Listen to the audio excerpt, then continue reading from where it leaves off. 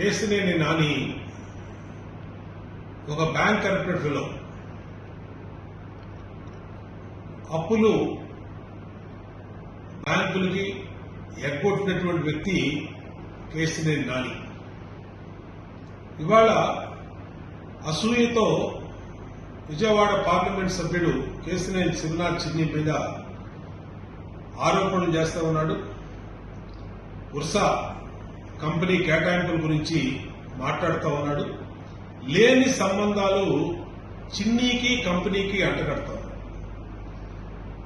ఇవాళ ఎక్కడో అమెరికాలో ఉన్నటువంటి వ్యక్తులు ఒక కంపెనీ పెడతాం కోసం ప్రభుత్వాన్ని అప్రోచ్ అయ్యి ప్రభుత్వం నిబంధనల మేరకు కేటాయిస్తే భూముల్ని దాన్ని విజయవాడ పార్లమెంట్ సభ్యుడు కేశినేని శివనాథ్ చిన్నికి అంటగట్టినటువంటి మూర్ఖుడు కేశినేని నాని.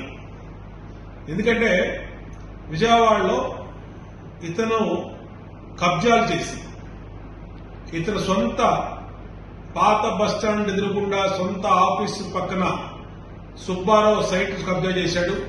అవతల పక్కన సొంత సామాజిక వర్గం సైట్ని కబ్జా చేయబోతే వాళ్ళు తిరగబడ్డారు.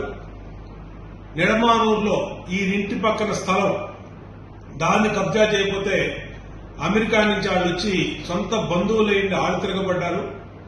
ఇవాళ విజయవాడ నగరంలో ఇతనుకున్న ప్రతి ఆస్తి బ్యాంకుల్లో అప్పుల్లో సీజ్ అయిపోయి ఉంది.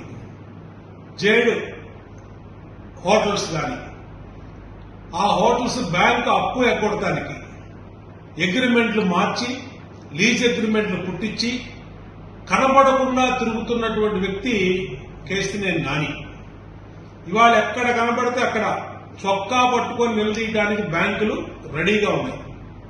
ఒకేపు Shriram chit funds, Shriram finance, ఒకవైపు ఎంప్లాయీస్ కి జీతాలకు ఆ కేసులు పెండింగ్ ఉన్నాయి.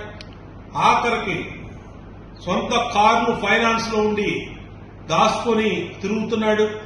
ఇది కాకుండా దొంగ నెంబరు పెట్టి శ్రీరామ్ ఫైనాన్స్ బస్సులను అమ్మేసినట్లు ఇతను కోసం ఆళ్ళు తిరుగుతూ ఉన్నారు. ఇన్ని రకాలుగా బ్యాంకుల్ని, ఫైనాన్స్ ఇన్స్టిట్యూషన్స్ ని, అలాగే కబ్జాల్లో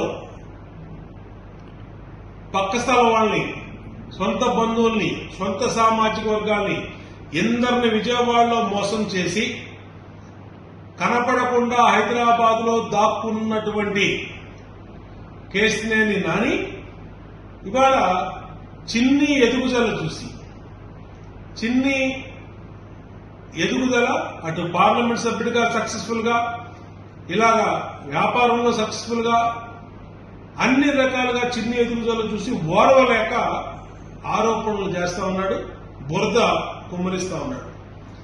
నేను చెప్తా ఉన్నా నానికి, నువ్వు చిన్ని అన్న మాటలు ఆకాశం మీద ఉమ్మేసినట్టే నీ మొహం మీదే పడుద్ది.